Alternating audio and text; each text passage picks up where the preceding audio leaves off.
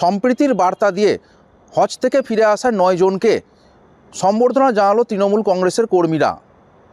কাকসার পানাগড় গ্রামে তৃণমূল কংগ্রেসের কার্যালয়ে ওই 9 জনকে সম্বর্ধনা জানানো হয়। তাদের উত্তরীয় পরিয়ে তাদের হাতে মিষ্টি দিয়ে তাদের সম্বর্ধনা জানান তৃণমূল কর্মীরা। এদিন এই অনুষ্ঠানে উপস্থিত ছিলেন বন ও ভূমি কর্মাধ্যক্ষ পিরু খান সহ তৃণমূল কংগ্রেসের কর্মী সমর্থকেরা। তৃণমূল কর্মীরা জানিয়েছেন, যদি সকলেই সব ধর্মের মানুষদের সম্মান জানায় এবং সব ধর্মকে সম্মান করে, তবে কোথাও কোনো হানাহানি হবে না, সবাই শান্তিতে বসবাস করবেন। এদিন তৃণমূল কর্মীদের হাত থেকে সম্বর্ধনা পাওয়ার পর খুশি হজ থেকে ফিরে আসা হাজিরা। তারা জানিয়েছেন, তৃণমূল কংগ্রেসের এই উদ্যোগকে তারা সাধুবাদ জানিয়েছেন।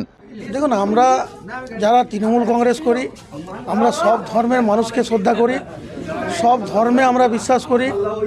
আমাদের যিনি হজ করে এলেন হাজি সাহেব, উনি কিন্তু একটা খুব ভালো বার্তা দিলেন।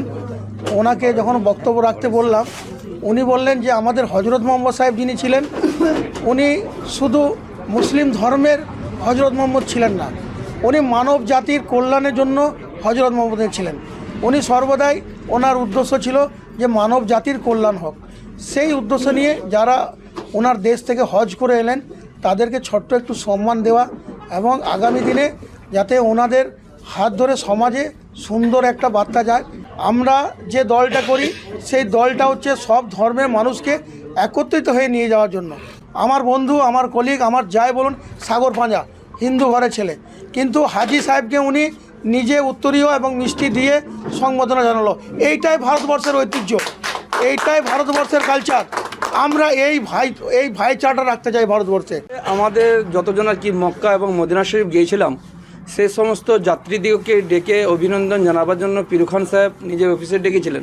তাই সমস্ত হাজিরা একত্রিত বোধ হয়ে এখানে এসেছিলেন এবং ওনার ডাকে সাড়া দিয়েছে এবং উনি সবাইকে অভিনন্দন জানাবার জন্য দাওয়াত পাঠিয়েছিলেন। কতজন গিয়েছিলেন আপনারা কাকসার থেকে গিয়েছিলাম, এই মোমেন্টে 9 জন গিয়েছিলাম। তার পূর্বে ওনারা গিয়েছিলেন 5-6 জন গিয়েছিলেন, মজবুর সাহেবরা 7 জন না, ওনারা 7 জন এলেন, তারপরেই আমরা 9 জন গিয়েছিলাম। কাকসা থেকে গিয়েছিলেন? কাকসার থেকে। রাজ্য সরকার কীরকম কি সাহায্য করেছিল?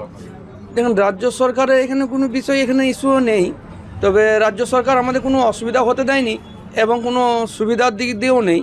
তার কারণ হচ্ছে যেরকম ভিসা থাকে সেরকমভাবে আমরা ভিসা বানিয়ে নিজের ইচ্ছায় গিয়েছিলাম।